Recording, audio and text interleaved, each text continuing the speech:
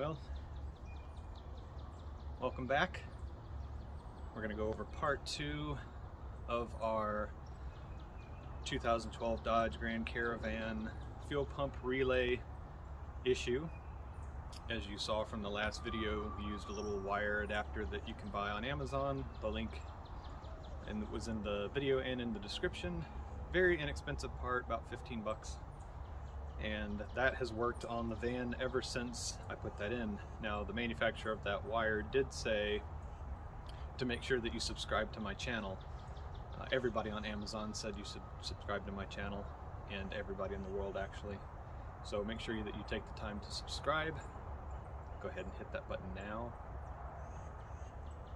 I'll give you time. Not sure how much time you need to hit a button. Just hit subscribe. Should be right below the video. Sorry for the sidetrack there. Let me get back to the part 2. The bypass relay kit is actually it's a Mopar direct part.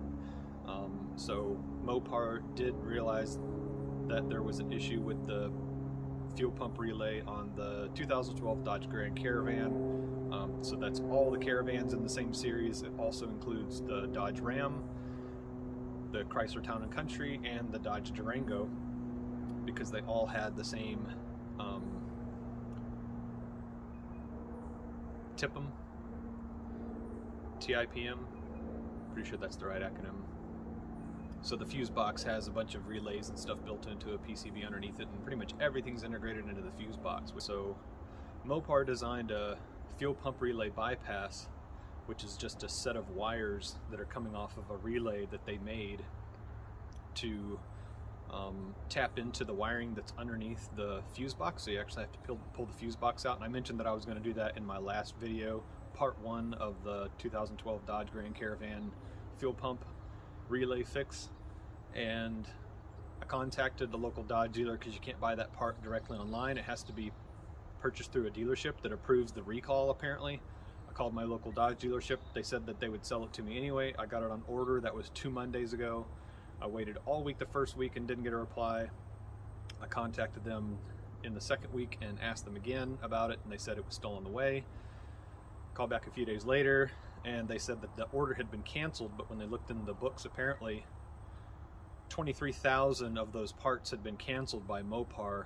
And what the dealership said is that those relays are not fixing the problem. Eventually those relays are failing even after somebody replaces them. So they're not doing that relay anymore, and right now there's not another replacement relay. So for now, we're going to leave the wire in, the little wire, the jumper wire that you saw in part 1. I'm going to leave that in.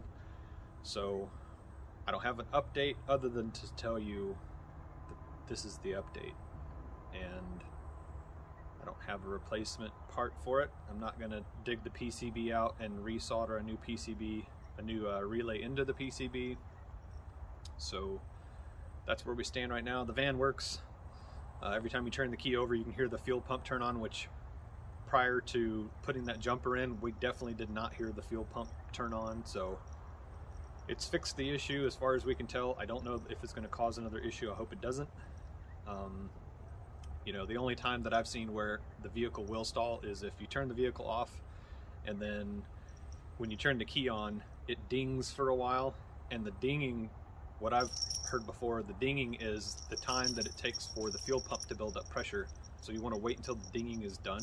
So if you get in and as soon as you turn the key over, you try to turn it on, the fuel pump hasn't had time to pump up the pressure. I would suggest making sure that when you turn the key forward to the on position, that you wait to start it, just to give the fuel pump enough time to pressurize the system. And if you ran that jumper wire, you should start hearing the fuel pump come on. It's a pretty loud noise. You can hear it through the floorboard all the way from the driver's seat in the back of the car. It's a little different if you got the stereo going and a bunch of kids yelling in the back seats, but just turn the stereo off and just give the kids to another family, because they're kind of money pits anyway. So hopefully you learned something from the video today, and it's starting to sprinkle right now. I haven't been doing some install videos lately because it keeps raining off and on, but hopefully I'll get the time to do some. Just keep paying attention. I've got a couple additions to the 2012 Yamaha FZ1, and I've got another addition to the 2011 Tacoma. So I hope to see you back here again soon. Don't forget to subscribe. It won't hurt your finger pushing that button, I promise. Just push the button. It's real easy. It's right under the video. Probably in here somewhere, I think it's subscribe. So you just go under the video and then just click the subscribe. It's SUBSCRIBE. Subscribe somewhere here. I don't know if you see it or not. Just push that button. I appreciate it.